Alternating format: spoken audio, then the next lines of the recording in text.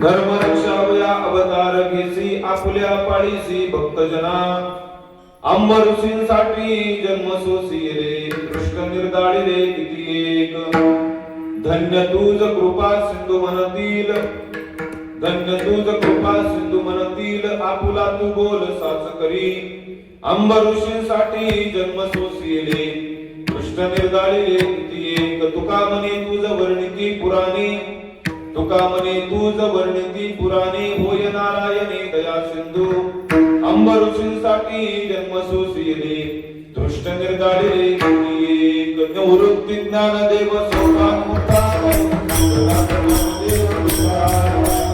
संत हृदय सम्राट जगद्गुरु श्री तुकोबाराय यांचा हा 4 चरणाचा भगवान परमात्म्याचं आयोजनाचं प्रयोजन सांगणारा एक अतिशय महत्त्वाचा आणि अत्यंत गोड असणारा अभंग आज या ठिकाणी कीर्तन रूपी सेवेकरता आपल्या समोर घेतलेला आहे. विठाला जगद्गुरु तुकोबारायांनी या अभंगाच्या द्वारा भगवान परमात्म्याचं अवताराचं प्रयोजन सांगितलेले. महाराज म्हणतात की धर्म रक्षावया अवतार घेसी आपल्या पाळीसी भक्तजना ज्या ज्या वेळेस खऱ्या अर्थाने या सृष्टीवरती ग्लानी येते त्या त्या वेळेस भगवान परमात्मा अवतार धारण करतो. महाराज म्हणतात की यदा यदा ही धर्मस्य ग्लानिर्भवति भारतः अभ्युत्थानम धर्मस्य तदात्मानं सृजाम्यहं. म्हणून राम प्रभूजींचं जीवन चरित्र आणि भगवान कृष्णाचं जे जीवन चरित्र याचा जर आपण नीट जर विचार केला ना तर राम प्रभूजींचं जीवन चरित्र हे आचरणीय आहे आणि भगवान कृष्णाचं जीवन चरित्र हे विचारणीय आहे. मला तुकोबारायांचं वर्णन करताना आरती लिहितो तेच रामेश्वर भट्ट सांगतात तुका राम नाम घेता कापे यम धन्य तुकोबा समर्थ जेने केला हा पुरुषार्थ. तुकाराम महाराजांचं नाव घेतल्याच्या नंतर यम सुद्धा कापत होता. एवढी तुकाराम महाराजांच्या नावामध्ये खऱ्या अर्थाने ताकद होती. म्हणून मी नेहमी सांगत असतो अरे दुपारी 12:30 वाजता ज्याने काठीने मारलं काठीने मारणारा कोण होता बोला. काठीने मारणारा मंबाजीबा होता. त्याच्या दारात संध्याकाळच्या वेळेला जगद्गुरु तुकोबाराय उभे आणि तुकाराम महाराजांनी मंबाजीबाला हात जोडली. बुवा तुम्ही कीर्तनाला चला. त्यावेळेस मंबाजीबा तुकोबारायांना म्हणतोय तुकोबा सकाळी काठीने मार खाल्लेला कमी पडला वाटतं. त्यावेळेस तुकाराम महाराज म्हणले नाही महाराज तुम्ही जर त्या ठिकाणी कीर्तनाला आला नाही ना तर मला त्या ठिकाणी कीर्तन करावंसं वाटत नाही. तुम्ही कीर्तनाला चला. आणि त्यावेळेस जगद्गुरु तुकोबाराय मंबाजीबाला म्हणले महाराज तसं नाही मला मारून मारून तुमच्या हात दुखत असतील. काय म्हणतात जगद्गुरु तुकोबाराय मला मारून मारून तुमच्या हात दुखत असतील. तुमच्या हात दुखतात ना महाराज चला मी तुमच्या हाताला तेल लावून देतो. वाक्य कोणाचं आहे तुकाराम महाराजांचं वाक्य ऐकतोय कोण मंबाजीबा वाक्य ऐकतोय. आणि दुपारी 12:30 वाजता ज्याने काठीने मारलं त्याला परमार्थात उडून आणण्याची ताकद त्या तुकोबारामध्ये आहे. 13 दिवस गाथा तरंग ठेवण्याची ताकद त्या तुकोबारामध्ये आहे. त्या तुकाराम महाराजांचा सेवेला निवडलेला अभंग आहे. तुकाराम महाराज म्हणजे साक्षात प्रेममूर्ती नामदेवांचा कलियुगातील दुसरा अवतार आहे. एका चंद्रभागेच्या पवित्र वाळवंटामध्ये सगळे साधू संत बसलेले आणि त्यांच्यामध्ये विषय असा निघाला की वाल्मिक ऋषींनी 100 कोटी श्लोकांचा रामायणासारखा ग्रंथ लिहून काढला. आणि मग नामदेवांनी विचार केला आणि इतकं पाप करून सुद्धा नंतरच्या काळामध्ये वाल्मिक ऋषींनी 100 कोटी श्लोकांचा रामायणासारखा ग्रंथ लिहिला असेल तर मी 4 युगापासून परमात्म्याची भक्ती करतोय. महाराज म्हणतात चायुंगाचा भक्त नामा आणि मी 4 युगापासून परमात्म्याची भक्ती करतोय पण अजून मी शब्द सुद्धा परमात्म्याविषयी लिहिलेला नाही. म्हणून नामदेवांना पश्चाताप वाटला. नामदेव म्हणतात आम्ही आयुष्य गमाविले आतापर्यंत माझं सगळं आयुष्य पुढे गेलं. खेद वाटला नामदेवांना. चंद्रभागेच्या पवित्र वाळवंटातून उठले भगवान परमात्म्याच्या चरणाला मिठी मारली आणि प्रतिज्ञा केली आणि सांगितलं देवा शतकोटी तुझे करीन अभंग पुणे पांडुरंग ऐक नाम्या. देवा मी तुमचे 100 कोटी अभंग लिहीन अशी प्रतिज्ञा त्या ठिकाणी नामदेवांनी केली. आणि ही प्रतिज्ञा पांडुरंग परमात्म्याने ऐकली बाबा. आणि पांडुरंग परमात्म्याने नामदेवांच्या तोंडावरती हात ठेवला. पांडुरंग परमात्मा नामदेवांना म्हणतात नामा तुला शक्य नाही पाहिजे तुझी प्रतिज्ञा तू माघारी घे. नामदेव म्हटले नाही देवा प्रतिज्ञा करणं आमचं काम आहे कशी पूर्ण करायची ते तुम्ही ठरवा. पांडुरंग परमात्मा म्हटले अरे नामा तये वेळी होती आयुष्याची वृद्धी आताची अवधी थोडी आहे नामा. आणि त्यावेळेला आयुष्य मर्यादा जास्त होती. त्यावेळेला आयुष्य मर्यादा जास्त होती ना बाबा. असं अल्प आयुष्य मानव देव शतकधी घेते अर्ध रात्र खाय म्हणजे त्याच्यात त्या अर्धे दिवस झोपेतच निघून जातात बाबा. म्हणजे दिवसा झोपणारे वेगळे बरं का ओव्हर टाइम करणारे त्यांचे वेळ कधी जातात. देव म्हणले नामा त्यावेळेला आयुष्य मर्यादा जास्त होती तुला शक्य नाही पाहिजे. नामदेव म्हणले नाही देवा प्रतिज्ञा करणं आमचं काम आहे कशी पूर्ण पूर्ण करायची ते तुम्ही ठरवा. परिणाम असा झाला, विद्येची देवता असणारी भगवान सरस्वती माता भगवान पांडुरंग परमात्म्याने नामदेवांच्या वाणीवरती विराजमान केली. शारदेशी सांगे दिवा ऋषिकेशी ऐस जिबेवरी नाम याच्या साक्षात सरस्वती माता नामदेवांच्या वाणीवरती विराजमान केली आणि नामदेवांच्या कुटुंबातील 14 लोक अभंग लिहायला बसले बाबा. 96 कोटी अभंग पूर्ण झाले. मग नामदेव देवाच्या जवळ गेले. देवाला म्हटले, देवा मला माझा आता अवतार कार्य संपवायचे, मला समाधी घ्यायची आहे. म्हणून नामदेवांच्या आग्रहास्तव भगवान पांडुरंग परमात्म्याने नामदेवांच्या कुटुंबातील 13 लोकांना आषाढ मध्ये त्रयोदशीला महापुरात समाधी दिली आणि उरलेले 4 कोटी अभंग लिहिण्याकरता तीच प्रेममूर्ती नामदेवांचा कलियुगातील दुसरा अवतार म्हणजे जगद्गुरु तुकोबराय. जगद्गुरु तुका अवतार नाम याचा संप्रदाय सगळ्यांचा येथून या तुकाराम महाराज लोकांना म्हणताय.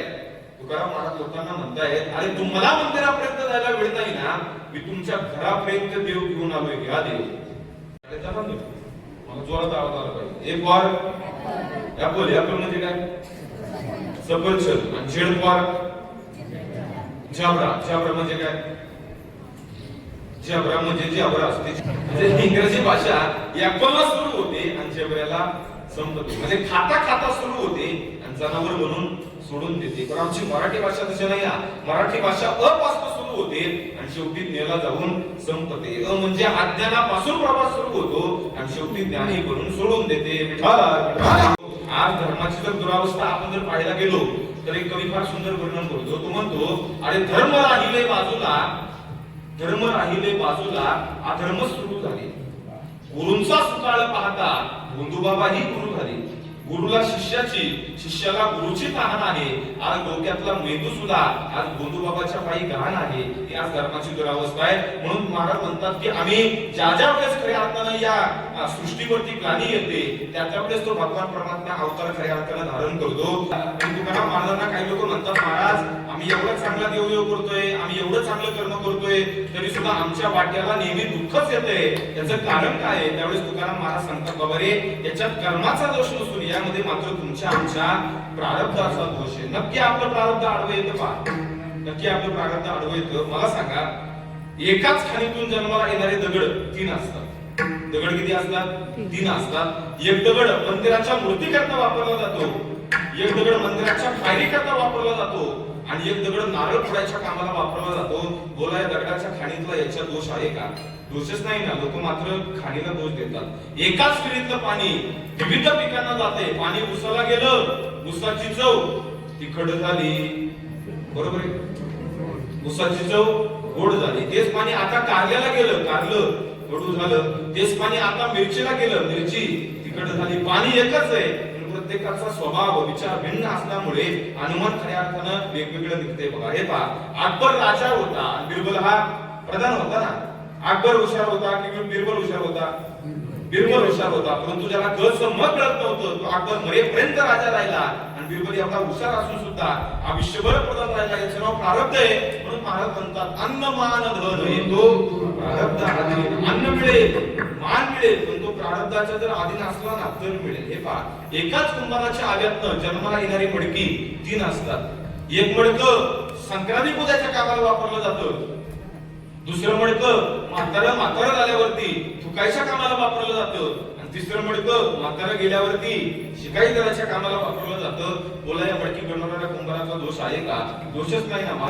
जीवन जगत असताना इतकी प्रतिकूलता तुकाराम महाराजांच्या जीवनामध्ये आली, पण तरी जगद्गुरु तुकोबरायांनी आपल्या जीवनातली शांती घडवून दिली नाही बाबा. जगद्गुरु तुकोबरायांची पहिली पत्नी रखमाबाई अन्न अन्न करता मरण पावली. दुष्काळी आटीला द्रव्य दिला मान स्त्री एक अन्न करता गेली. दुसरी पत्नी जगद्गुरु तुकोबरायांची कर्कश निघाली बाबा. पण तरी जगद्गुरु तुकोबराय म्हणतात, बरे झाले देवा पाहिलं कर्कशा बरी दुर्दशा जनामध्ये. म्हणजे बायको कर्कशा निघाल्याच्या नंतर बरं म्हणणं हे फक्त तुकाराम महाराजांचंच काम बाबा. आपण नुसतं ऐकायचं, आपण नुसतं ऐकायचं. इतकी प्रतिकूलता महाराजांच्या जीवनामध्ये आली. लोहगावमध्ये तुकाराम महाराजांच्या अंगावरती एका महिलेने उकळतं पाणी टाकलं बाबा, ही तुकोबरायांच्या जीवनातली प्रतिकूल घटना आहे. पण या घटनेबद्दल तुकोबरायांच्या अंतःकरणामध्ये त्या महिलेच्या विषयी इतका सुद्धा क्रोध निर्माण झाला नाही. आणि तुकाराम महाराज पंढरपूरच्या पांडुरंगाला म्हणतात, देवा हे सगळं तुझ्या मनात होतं, तुझ्या मनात होतं, तू त्या महिलेचं माध्यम करून तू ते घडून आणलं. 350 वर्षापूर्वी छत्रपती शिवाजी महाराजांच्या वाटेला आलेला संघर्ष एवढा मोठा होता की जोपर्यंत चंद्र सूर्य राहतील तोपर्यंत छत्रपती शिवाजी महाराज तुमच्या माझ्या काळजामध्ये जिवंतच राहतील.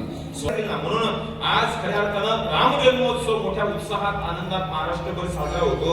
एकदा राम आणि सीता माता यांच्यामध्ये खऱ्या अर्थानं भांडणं लागली आणि राम प्रभूजी सीता मातेला म्हणतायत, सीता माते तुझ्या पायापेक्षा माझे पाय सुंदर आहे. सीता माता म्हणते, नाही प्रभूजी तुमच्या पायापेक्षा माझे पाय सुंदर आहे. आणि त्यावेळेस लक्ष्मणला त्या ठिकाणी बोलवलं आणि लक्ष्मणाला भांडण सोडण्याकरता त्या ठिकाणी बोलवलं आणि लक्ष्मण म्हणला विचारलं रामप्रभूजींनी, लक्ष्मण कोणाचे पाय चांगले? त्यावेळेस लक्ष्मण म्हणला, दादा वहिनी तुमच्या दोघांचेही पाय सुंदर आहेत, कारण तुम्ही आहेतच खूप सुंदर. म्हणून त्या भगवान परमात्म्याचं देवाचं अवताराचं प्रयोजन करत असताना एवढा तो भगवान परमात्मा सुंदर आहे बाबा. त्याचं वर्णन करताना महाराज म्हणतात, रंग नाही रूप नाही वर्ण छाया निराकार निर्गुण तू चिरगुराया.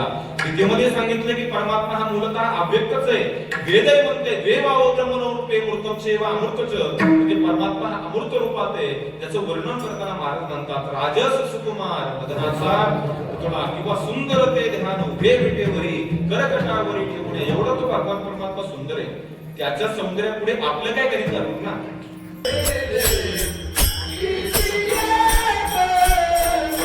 प्रमाणे सर्वांना 2 मिनिटं विनंती, हात वरती करा. समोर